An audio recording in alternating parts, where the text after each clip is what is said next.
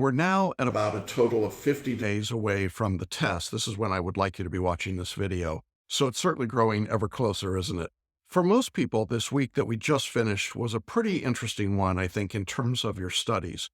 I've certainly seen a big uptick in the number of student contacts with respect to writing conferences, to people going onto the group, talking about their studies, working on their studies, just generally beginning to get more active and more involved, certainly picking up the number of hours that they're studying. It's also a time when I find a lot of students naturally, and I think understandably, start looking for what I would describe as the easy fix.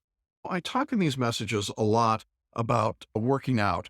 And if some of the older messages, I used to work out with a personal trainer, and I hated that. It was really tough for me. Now I'm more of the walk to get my coffee. But in any event, if you looked back and you could find the old pictures and the older videos of me, you'd see that I really was much heavier than I am even today. I've lost a lot of weight over the years, and I've done it pretty much the old-fashioned way. I've worked hard at training and getting exercise, going out and doing the right things, trying to eat better, doing the things you're supposed to do.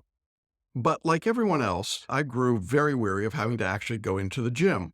I'm certainly not fond of the gym. I'm not anything even close to an athlete or a gym rat. And I kept thinking to myself during that time when I was going to all those workouts, there has to be some pill you can take. And I'm a child of the 60s. There has to be some easy fix, something that I see advertised on television. I'll just do that thing. And then if I do that, everything's going to be fine. It'll all be good. All that belly flab will go away. I'll just do a better job of what I was doing before that wasn't working. Now, clearly, there's a reason we only videotape from here up, so that you can't see my stomach. But the point is that, in my view, the world would be better if I could just find that really easy fix. My trainer during that time, in her wisdom, pointed out that, of course, there was no such thing as an easy fix. And the only long-lasting results, the only really valuable results, were the ones that you work at, that you earn. And they come when you change your lifestyle, when they change your habits, when it becomes important to you. So today, for example, I walk almost 15,000 steps a day. It's not because I have to do it, it's because it's part of my lifestyle. I've turned it into something that's just part of my day. And obviously, when you're talking about health, it's not a matter of doing a better job of exercising or a better job of dieting. It's literally doing something different. It's changing what you, as you might imagine, that got me to thinking about the bar exam and the bar review for you as we get closer to the exam. I think this is a time when a lot of bar takers start thinking to themselves, I wish there was an easier way, some easy fix, some easy way to study and pass the bar. Isn't there something easy I could do that would just make everything work better for me?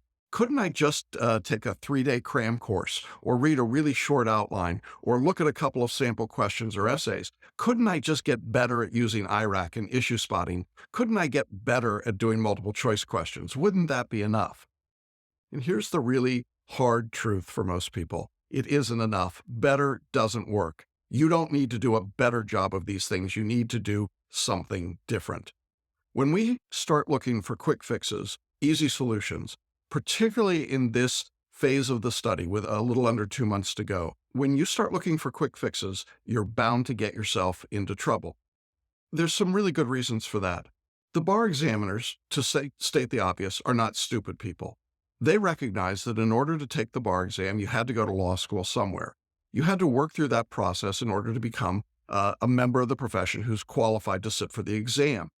Therefore, the test has to adequately reflect the skills that you're going to need when you become a member of the bar.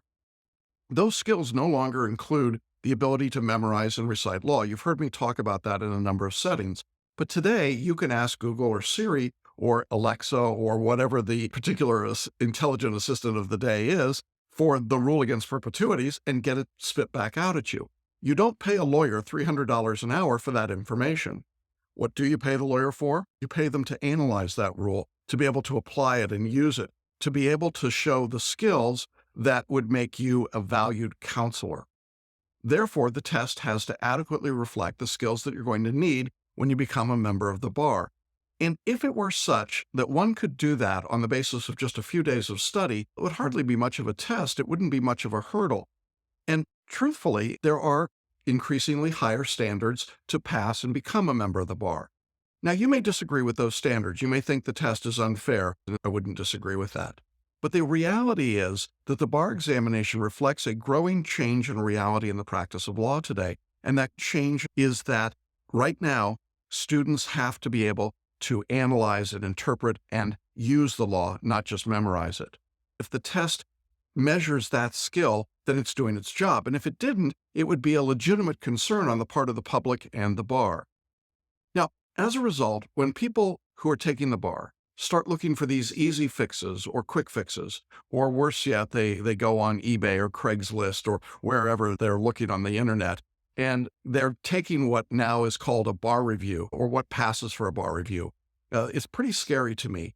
These are things that typically don't get you through the exam. They're just gimmicks. Read my magic outline and you'll pass the bar. Get my 150 flashcards and you can pass the bar. Are you kidding me? Nobody in their right mind would expect that to work, except a desperate bar taker who's looking for a better way to do what already didn't work. The reality is that there's so much out there in the way of all these gimmicks that people start fumbling around in the dark. And this is a time when that fumbling starts to happen. It reminds me in some strange way, probably a Freudian manner, about an old Broadway musical called Pajama Game. Now, I admit most of you have never heard of Pajama Game, but for those of you that have, it was a 1940s or 50s musical. It ran on Broadway for years, and I think virtually every high school in America has done at least 3 or 4 versions of it since they've been open. In any event, there's a scene in the Pajama Game in which there's some characters, and they're at a speakeasy, I think during the Prohibition era, and it's pitch dark. You can't see anything on stage. All you can do is hear these voices in the dark as they're all fumbling around. And throughout all of this, you hear one guy walking around going, "Hey, Boopsie, Boopsie." I don't know, for a minute or two asking for Boopsie. Pretty sexist name, but remember what we're talking about, the 20s and 30s. Anyway, you keep hearing this one guy move around the stage, and he says, "Boopsie, Boopsie, is that you, Boopsie?" Finally, you hear him go, "Boopsie." And then you hear another voice go, "Hey, Mac, this ain't no Boopsie." See, I think bar takers are a little bit like the guy in this. They're stumbling around in the dark. They're going, "Boopsie, Boopsie. Is there a bar review solution here? Boopsie, Boopsie. Is there anything that'll help me? Boopsie." And then what they find out is, "Hey, Mac, this ain't no Boopsie. You can't do the same old thing. The only way that you can really prepare for the exam is to do the work. And to do it in our course means to do things differently. It means to photo read or read quickly. It means to listen and watch the lectures. And it means to do the question practice as it's outlined for you in steps. When it comes to writing your essays, it means to write in the way that we talk about, with law and application, not just cram, recite, and memorize, or IRAC or something else. And the point is that when you hear about somebody's streamlined course or somebody's generic course or somebody's generic quick fix to solve all your bar review ills, I want you to think about all of those diet pills that were supposed to take inches and pounds off you without exercise. When I was a little kid, there was a belt that you wrapped around your waist and it was on a vibrator, and it was supposed to burn all the fat off because it just vibrated around your stomach. No, crazy, isn't it? But it sounded great at the time, and everybody had one as far as I knew. We certainly had one in our house. The point is, today there are all the kinds of gimmicks out there, and some of them sound great. Some of them have brilliant marketing, and there are people who make a lot of money doing that. I'm not sure who makes more, the people that sell quick fix diets or the people that sell quick fix bar reviews. But the reality is the same in both cases. There are no quick fixes. There are no easy solutions that don't come without effort and work.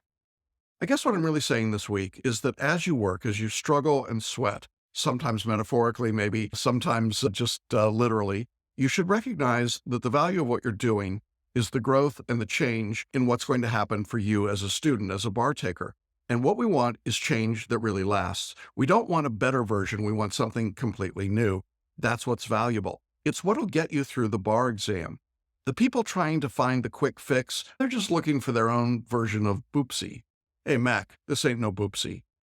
I hope that's a good week for you coming up in your studies. I hope that you make it a productive one. I'll be back to you again next week as we continue our countdown to your bar exam.